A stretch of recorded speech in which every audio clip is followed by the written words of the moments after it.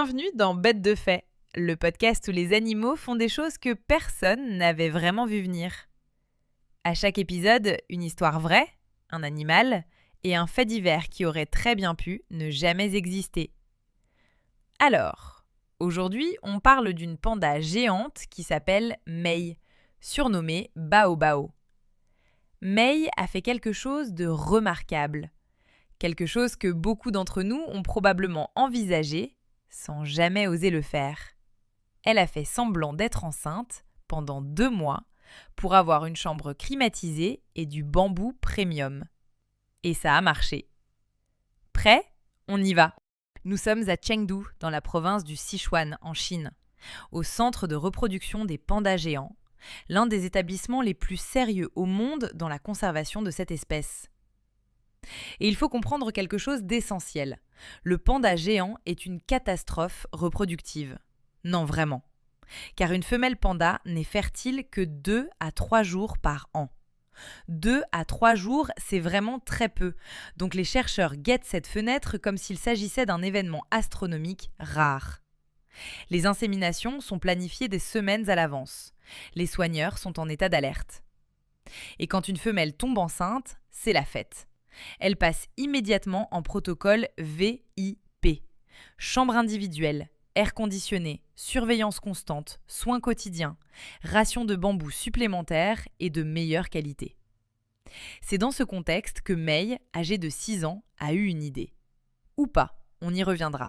Un matin, les soigneurs du centre de Chengdu remarquent chez Mei des signes inhabituels.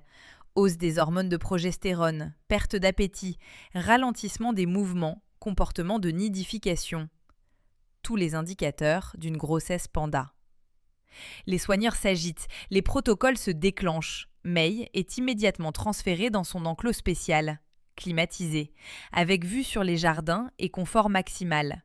Les rations sont revues à la hausse. Le bambou arrive frais 2 fois par jour.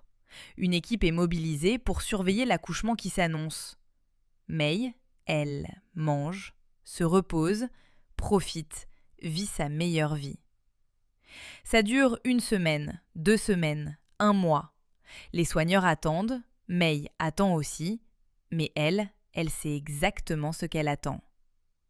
2 mois plus tard, les indicateurs hormonaux redescendent tranquillement à la normale. Pas de bébé, pas de naissance, pas de petit panda. Juste Mei, légèrement repue, qui regarde les soigneurs avec cet air de totale innocence que seuls les pandas savent vraiment imiter. Évidemment, la presse s'empare de l'histoire. Une panda simule sa grossesse pour avoir du bambou premium et l'air conditionné.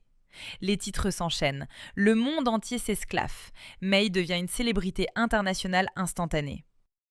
Les scientifiques interviennent. Zhang Heming, directeur de la recherche du Centre chinois pour le panda géant, prend la parole. Et il dit quelque chose d'intéressant. Ce phénomène, qu'on appelle une gestation fantôme, toucherait entre 10 et 20% des pandas femelles.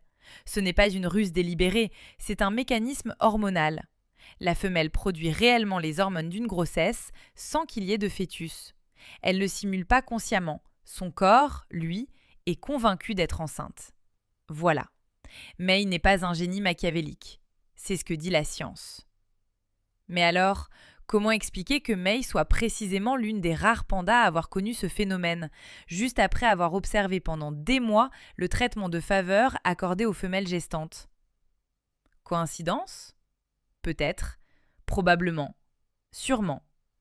Ou alors, Mei est exactement aussi maligne qu'elle en a l'air. Ce qui est certain, c'est que Mei n'est pas un cas isolé. Yuan Yuan, une panda du zoo de Taïwan, a elle aussi présenté tous les symptômes d'une grossesse après avoir déjà connu une vraie naissance l'année précédente. Elle savait donc exactement à quoi ressemblait le traitement réservé aux femelles enceintes. Les soigneurs ont dû faire une radiographie pour s'en rendre compte. Un expert du centre de Chengdu a fini par admettre, et je cite, que certains pandas particulièrement habiles arrivent à utiliser les symptômes de la grossesse à leur avantage pour améliorer leur qualité de vie. Particulièrement habiles, c'est la formulation officielle d'un directeur scientifique, dans un communiqué sérieux. Aujourd'hui, Mei coule des jours paisibles à Chengdu. Elle n'a jamais donné naissance à un petit.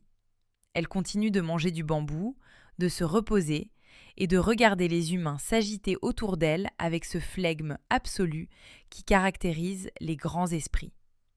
On ne sait pas si Mei a vraiment tout calculé, mais on sait qu'elle a passé 2 mois dans une chambre climatisée à manger du bambou frais 2 fois par jour pendant que tout le monde la chouchoutait. Dans le doute, chapeau Mei. Vous écoutiez Bête de Fées. Si cette histoire vous a fait sourire, partagez-la.